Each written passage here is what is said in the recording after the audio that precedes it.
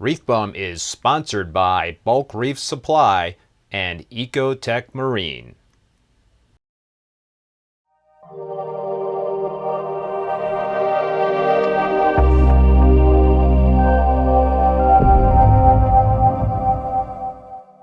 Hey everybody, and welcome back to another video. So a couple of weeks ago I picked up a bunch of SPS frags that are now in my quarantine tank. So in this video I want to go over what I have as well as quickly review my quarantining process. But before we do that, if you want to help support the channel and pick up some SPS frags, please visit reefbum.com. And with that, let's get into the video. Okay, and here are the new frags sitting in the quarantine tank. And just a quick review, I did do a detailed video on this quarantine tank setup. A couple of things have changed though since I've done that video. This is a 20-gallon tank that I picked up at a local fish store, not too expensive. A hang on the back filter, so I've got a couple of filter sponges in here, as well as some activated carbon. The activated carbon is something I just recently added. I also recently added this Reef Glass Nano protein skimmer, and the main purpose of that protein skimmer is to help aerate the water and elevate the pH a little bit. I'm not too concerned about removing nutrients in this tank. I don't have any fish. I've got a few snails for algae control, and that's about it. And the other thing that I've got going on here is this GHL Mitras LED light. It's got 4 LED clusters in there. I also have this Liter Meter 3. It's a very old unit that I have, but I use that for the auto top off. And a heater, I got a temperature monitor, and that's about it in terms of that quarantine setup. So it's a real basic setup, nothing real pretty. I've got some live rock in the tank. I do 50% water changes every week with established tank water.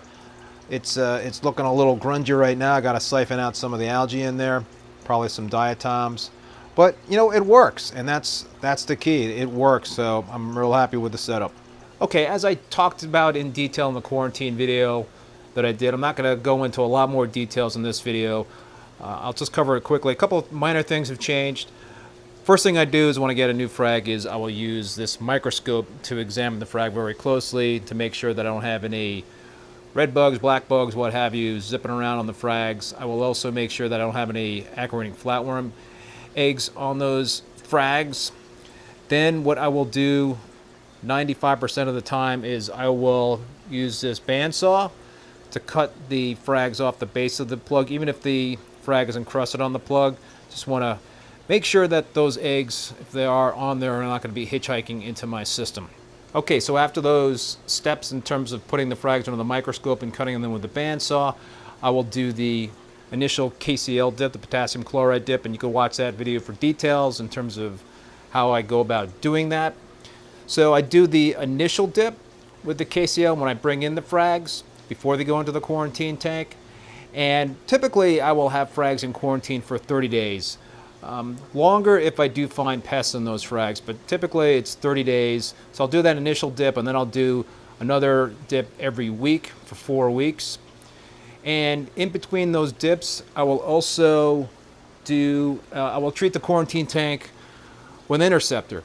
So I do that twice during the 4-week quarantine period, just to make sure, even if I don't see any bugs through the microscope, that there are no bugs that are hitchhiking in on those frags.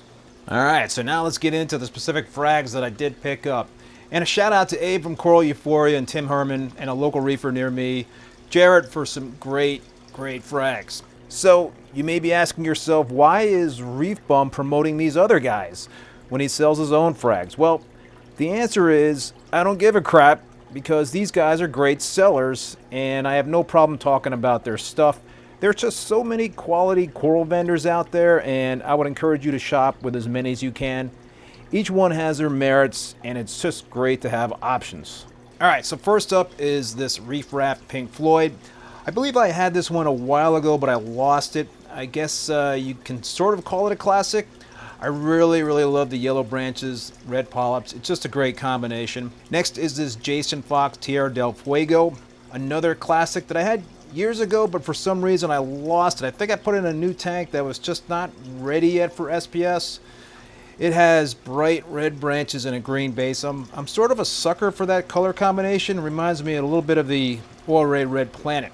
This CC Frostbite Harida, and I'm not sure if I'm pronouncing that correctly or not. This piece originated from cherry corals, and it has dense blue branches. I am drawn to blue corals, including this CE Abe's Blue Millie, which checks another box for me since I love millies. This is the BC Frankenberry. It's red with dense branches. Not sure if it's a table, but I really do like the splash of color, which is something I'm really into, you know, colorful acros that stand out. This is another Battle Corals piece, the BC Firecracker table. I'm really into tables since they remind me of the corals seen on a natural reef, so I think they're just so cool.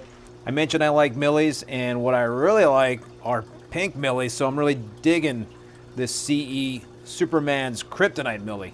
Next, I splurged a bit for this piece. This is the Jawdropper. This is the original Jawdropper from Reef Raft in Canada, and I just can't wait for this piece to grow out. It should be stunning. Here's an old school coral, Peng's Blue Monster, and speaking of old school, this is certainly a classic, a Garf bonsai. I just love bonsai corals.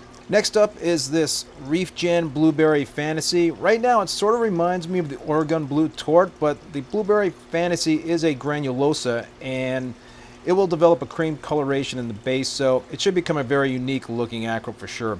This is the CC Pink Highlighter, another really cool piece from Cherry Corals. I believe it is a tenuous, looks like a rainbow tenuous to me. This is the BC Set for Stun, really cool frag. It's deep blue with pink polyps. Super psyched for that piece. Another Battle Corals frag, the BC Raindrops and Roses. Next is the Reef Nation Purple Taraki. I just love smooth skinned Tarakis and Echinatas. They can be temperamental and more demanding to keep, but I'm really excited to have a purple one. Not sure if I've ever had one that color before. Here's an old-time classic, the ORA Pearlberry. Such cool colors on this piece, very unique. I had a big colony, actually a couple of colonies in my old 225-gallon tank in Connecticut. There are a lot of imitations out there, but this one appears to be the real deal. This is the CC Bahama Mama. Again, it's a millie, I love them, and this one looks like it's going to develop into a really beautiful piece. Okay.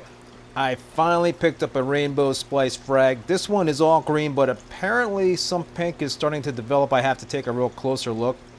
But fingers crossed that the pink will come out in this one. This is a TSA the Fuzz, and it should develop a lot more polyp extension. And the last frag here is another TSA piece, the Optimus Prime. So hopefully all these frags make it out of quarantine okay. You know, in the past, I've had frags that have gotten stressed out during this process. A lot of dipping that's going on, a lot of treatment in terms of the frags in this tank. But, you know, what I've also found is that acros are very resilient. If they do lose color, I find that they do eventually color back up in my systems. So it's well worth it. I think quarantining is so very important in this hobby.